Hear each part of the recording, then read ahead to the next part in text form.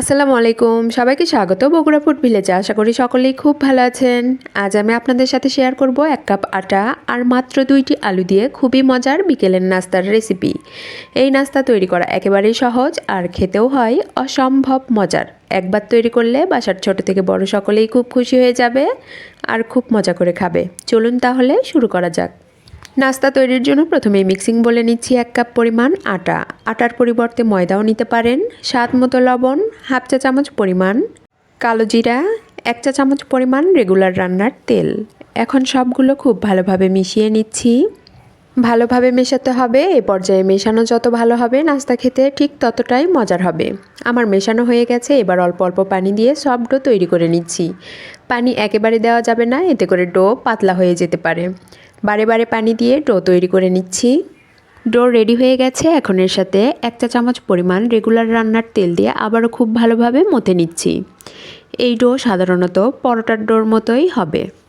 Do একদম পারফেক্টভাবে মেশানো হয়ে গেছে। এখন একটা ঢাকনা দিয়ে ঢেকে রেস্টে রেখে দিচ্ছি 10 মিনিটের জন্য। নাস্তার ভিতরের পুর তৈরির জন্য 2টি মাঝারি সাইজের আলু সেদ্ধ করে ম্যাশ করে নিয়েছি। এখন এর সাথে অ্যাড করছি 1টি মাঝারি সাইজের পেঁয়াজ কুচি, 2টি কাঁচামরিচ কুচি, 2 চা চামচ পরিমাণ ধনেপাতা কুচি। সবগুলো একসাথে দিয়ে দিচ্ছি। এরপর অ্যাড করছি 2 চা চামচ পরিমাণ কর্নফ্লাওয়ার। এতে করে নাস্তা অনেক বেশি মজাদার হবে। কর্নফ্লাওয়ার দেওয়া হয়ে গেছে। এবার এর সাথে অ্যাড করছি হাফ চা চামচ পরিমাণ ধনিয়ার গুঁড়া, গরম মশলার গুঁড়া একসাথে, হাফ চা চামচ পরিমাণ চিলি ফ্লেক্স, স্বাদ মতো লবণ। এখন সবগুলো খুব ভালোভাবে মিশিয়ে নিচ্ছি। ভালোভাবে মেশাতে হবে যেন মশলা পুরোটাতেই ছড়িয়ে যায়। আমার মেশানো হয়ে গেছে। এবার এটাকে একটা সাইডে রেখে দিচ্ছি।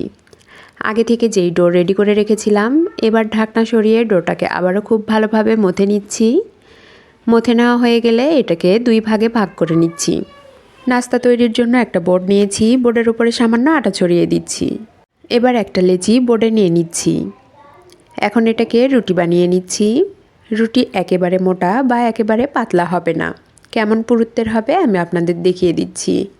দেখুন, এবার আগে থেকে যেই পুর তৈরি করে রেখেছি সেই পুর এর উপরে ছড়িয়ে দিচ্ছি। আমি কিভাবে ছড়িয়ে দিচ্ছি একটু খেয়াল করলে বুঝতে পারবেন। পুরোটাতে একইভাবে ছড়িয়ে দিচ্ছি। আপনারা চাইলে হাতে সামান্য তেল বা পানি লাগিয়ে নিতে পারেন, এতে করে হাতের সাথে লেগে ধরবে না। আমি আগে থেকেই একটা রুটি তৈরি করে রেখেছিলাম। এবার সেই রুটি এর উপরে দিয়ে দিচ্ছি। রুটি দেওয়ার পর চারিপাশ এইভাবে চেপে চেপে দিচ্ছি। এরপর মাঝখানেও চেপে চেপে দিচ্ছি। পুরোটা চেপে দেওয়া হয়ে গেছে। এবার একটা ছুরির সাহায্যে রুটির চারিপাশ সমান করে নিচ্ছি। সমান করা হয়ে গেছে। এবার ছুরির সাহায্যে স্কোয়ার শেপ দিয়ে নাস্তাগুলো কেটে নিচ্ছি। আপনারা আপনাদের পছন্দ অনুযায়ী যে কোনো শেপ দিয়ে নাস্তাগুলো তৈরি করে নিতে পারেন। নাস্তাগুলো কেটে নেওয়া হয়ে গেছে। এবার একটা নাস্তা হাতে নিয়ে প্রথমে 2 পাশ এইভাবে একসাথে করে দিচ্ছি। এরপর আবারও অপর 2 পাশ টেনে এইভাবে একসাথে করে দিচ্ছি। আমি কিভাবে তৈরি করছি একটু খেয়াল করলেই বুঝতে পারবেন। আপনাদের বোঝার সুবিধার্থে আরও একটা তৈরি করে দেখাচ্ছি। কত সহজেই নাস্তাগুলো তৈরি হয়ে গেল।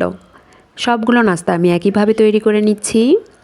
নাস্তাগুলো তৈরি করা হয়ে গেছে। এবার এগুলো ভাজার জন্য পর্যাপ্ত পরিমাণ তেল দিয়ে চুলায় একটি প্যান বসিয়েছি। প্যানে তেল গরম হয়ে গেছে। একটা একটা করে নাস্তা গরম তেলে ছেড়ে দিচ্ছি। পর্যায়ে চুলার হিট মিডিয়াম রেখে নাস্তাগুলো ভাজতে হবে। নাস্তার এক পাশ হয়ে আসলে উল্টে আরেক পাশ ভাজতে হবে। বারবার নেড়েচেড়ে উল্টে পাল্টে নাস্তাগুলো ভাজতে হবে। নাস্তাগুলো ভাজতে ভাজতে দেখুন নাস্তার কালার কতটা সুন্দর হয়েছে। একদম গোল্ডেন ব্রাউন কালার হয়ে গেছে। তার মানে নাস্তাগুলো আমার ভাজা হয়ে গেছে। এবার একটা স্ট্রেনারের সাহায্যে সবগুলো নাস্তা তুলে নিচ্ছি। এই নাস্তাগুলো দেখতে যতটা সুন্দর, খেতে তার চেয়েও অনেক বেশি মজার। আপনারা বাসায় অবশ্যই একবারের জন্য হলেও ট্রাই করবেন। আমার রেসিপি আপনাদের ভালো লাগলে অবশ্যই লাইক, শেয়ার, কমেন্ট করবেন আর সাবস্ক্রাইব করে আমার পাশেই থাকবেন। একটা নাস্তা ভেঙে দেখিয়ে দিচ্ছি কতটা মজাদার হয়েছে। আশা করি আমার রেসিপি আপনাদের সকলেরই অনেক ভালো লেগেছে। এতক্ষণ আমার সাথে থাকার জন্য সবাইকে অনেক অনেক ধন্যবাদ। আসসালামু আলাইকুম, আল্লাহ হাফেজ।